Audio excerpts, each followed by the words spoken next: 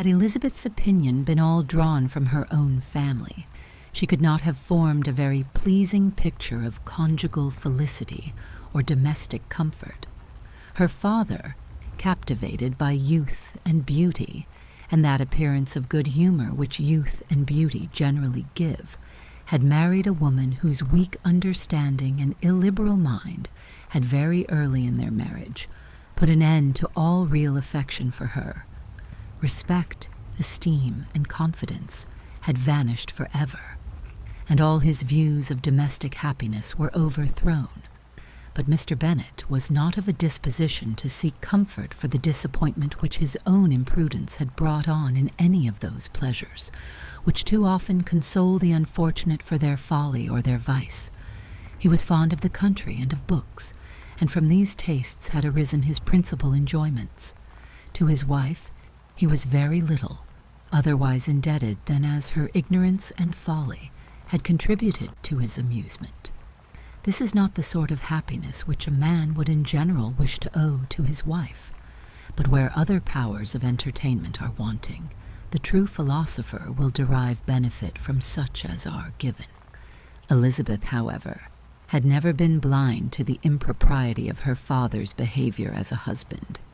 She had always seen it with pain, but respecting his abilities and grateful for his affectionate treatment of herself, she endeavored to forget what she could not overlook, and to banish from her thoughts that continual breach of conjugal obligation and decorum which, in exposing his wife to the contempt of her own children, was so highly reprehensible. But she had never felt so strongly as now the disadvantages which must attend the children of so unsuitable a marriage, nor ever been so fully aware of the evils arising from so ill-judged a direction of talents which, rightly used, might at least have preserved the respectability of his daughters, even if incapable of enlarging the mind of his wife. When Elizabeth had rejoiced over Wickham's departure, she found little other cause for satisfaction in the loss of the regiment. Their parties abroad were less varied than before, and at home she had a mother and sister whose constant repinings at the dullness of everything around them threw a real gloom over their domestic circle. And though Kitty might in time regain her natural degree of sense, since the disturbers of her brain were removed, her other sister, from whose disposition greater evil might be apprehended, was likely to be hardened in all her folly and assurance by a situation of such double danger as a watering place and a camp. Upon the whole, therefore, she found, what has been sometimes found before, that an event to which she had looked forward with impatient desire did not, in taking place, bring all the satisfaction she had promised herself. It was consequently necessary to name some other period for the commencement of actual felicity, to have some other point on which her wishes and hopes might be fixed, and by again enjoying the pleasure of anticipation, console herself for the present, and prepare for another disappointment. Her tour to the lakes was now the object of her happiest thoughts. It was her best consolation for all the uncomfortable hours which the discontentedness of her mother and Kitty made inevitable, and could she have included Jane in the scheme, every part of it would have been perfect. But it is fortunate, thought she, that I have something to wish for. Were the whole arrangement complete, my disappointment would be certain. But here, by carrying with me one ceaseless source of regret in my sister's absence, I may reasonably hope to have all my expectations of pleasure realized. A scheme of which every part promises delight can never be successful, and general disappointment is only warded off by the defense of some little peculiar vexation.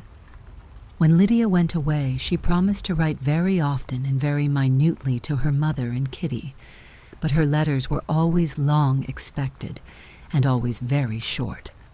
Those to her mother contained little else than that they were just returned from the library, where such and such officers had attended them, and where she had seen such beautiful ornaments as made her quite wild. that she had a new gown or a new parasol, which she would have described more fully, but was obliged to leave off in a violent hurry, as Mrs. Forster called her, and they were going to the camp. And from her correspondence with her sister, there was still less to be learnt, for her letters to Kitty, though rather longer, were much too full of lines under the words to be made public. After the first fortnight or 3 weeks of her absence, health, good humour, and cheerfulness began to reappear at Longbourn. Everything wore a happier aspect. The families who had been in town for the winter came back again, and summer finery and summer engagements arose. Mrs. Bennet was restored to her usual querulous serenity, and by the middle of June, Kitty was so much recovered as to be able to enter Meryton without tears, an event of such happy promise as to make Elizabeth hope that by the following Christmas she might be so tolerably reasonable as not to mention an officer above once a day, unless by some cruel and malicious arrangement at the War Office, another regiment should be quartered in Meryton. The time fixed for the beginning of their northern tour was now fast approaching, and a fortnight only was wanting of it, when a letter arrived from Mrs. Gardiner, which at once delayed its commencement and curtailed its extent. Mr. Gardiner would be prevented by business from setting out till a fortnight later in July, and must be in London again within a month, and as that left too short a period for them to go so far, and see so much as they had proposed, or at least to see it with the leisure and comfort they had built on, they were obliged to give up the lakes and substitute a more contracted tour, and according to the present plan were to go no farther northward than Derbyshire. In that county there was enough to be seen to occupy the chief of their 3 weeks, and to Mrs. Gardiner it had a peculiarly strong attraction. The town where she had formerly passed some years of her life, and where they were now to spend a few days, was probably as great an object of her curiosity as all the celebrated beauties of Matlock, Chatsworth, Dovedale, or the Peak. Elizabeth was excessively disappointed. She had set her heart on seeing the lakes, and still thought there might have been time enough, but it was her business to be satisfied, and certainly her temper to be happy, and all was soon right again. With the mention of Derbyshire, there were many ideas connected. It was impossible for her to see the word without thinking of Pemberley and its owner. "But surely," said she, "I may enter his county with impunity, and rob it of a few petrified spars, without his perceiving me." The period of expectation was now doubled. 4 weeks were to pass away before her uncle and aunt's arrival, but they did pass away, and Mr. and Mrs. Gardiner, with their 4 children, did at length appear at Longbourn. The children, 2 girls of 6 and 8 years old, and 2 younger boys, were to be left under the particular care of their cousin Jane, who was the general favourite, and whose steady sense and sweetness of temper exactly adapted her for attending to them in every way, teaching them, playing with them, and loving them. The Gardiners stayed only 1 night at Longbourn, and set off the next morning with Elizabeth in pursuit of novelty and amusement.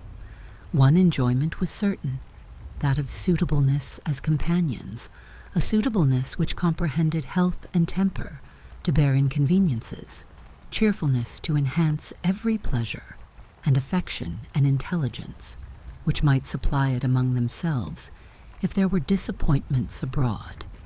It is not the object of this work to give a description of Derbyshire, nor of any of the remarkable places through which their route thither lay. Oxford, Blenheim, Warwick, Kenilworth, Birmingham, etc., are sufficiently known. A small part of Derbyshire is all the present concern.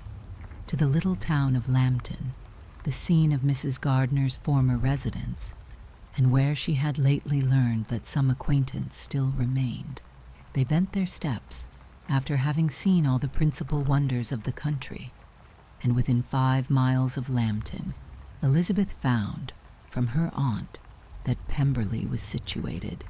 It was not in their direct road, nor more than a mile or two out of it. In talking over their route the evening before, Mrs. Gardner expressed an inclination to see the place again. Mr. Gardner declared his willingness, and Elizabeth was applied to for her approbation. "My love, should not you like to see a place of which you have heard so much?" said her aunt. "A place, too, with which so many of your acquaintance are connected. Wickham passed all his youth there, you know." Elizabeth was distressed. She felt that she had no business at Pemberley, and was obliged to assume a disinclination for seeing it. She must own that she was tired of great houses. After going over so many, she really had no pleasure in fine carpets or satin curtains. Mrs. Gardner abused her stupidity. "If it were merely a fine house, richly furnished," said she, "I should not care about it myself. But the grounds are delightful. They have some of the finest woods in the country." Elizabeth said no more, but her mind could not acquiesce. The possibility of meeting Mr. Darcy, while viewing the place, instantly occurred. It would be dreadful. She blushed at the very idea, and thought it would be better to speak openly to her aunt than to run such a risk.